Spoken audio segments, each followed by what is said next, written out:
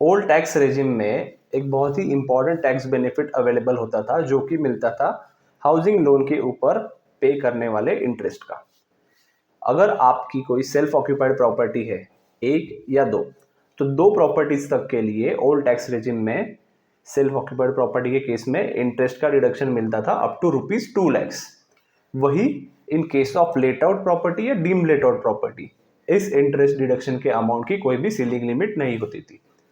Old tax regime में आपको दो सेल्फ ऑक्यूपाइड प्रॉपर्टीज रखना अलाउड होता था। सेम न्यू टैक्स रेजिम में भी कंटिन्यूड है। अगर आपकी दो से ज्यादा सेल्फ ऑक्यूपाइड प्रॉपर्टीज है तो आगे वाली सारी प्रॉपर्टीज को डीम्ड लेट आउट प्रॉपर्टी माना जाता है। इस केस में भी इंटरेस्ट पेमेंट के डिडक्शन की कोई भी सीलिंग लिमिट नहीं होती। अब बात करते हैं न्यू टैक्स रेजिम की। न्यू टैक्स रेजिम में सेल्फ ऑक्यूपाइड प्रॉपर्टी के हाउसिंग लोन के ऊपर जो भी इंटरेस्ट आप पे करते हो उसका आपको कोई भी डिडक्शन नहीं मिलता।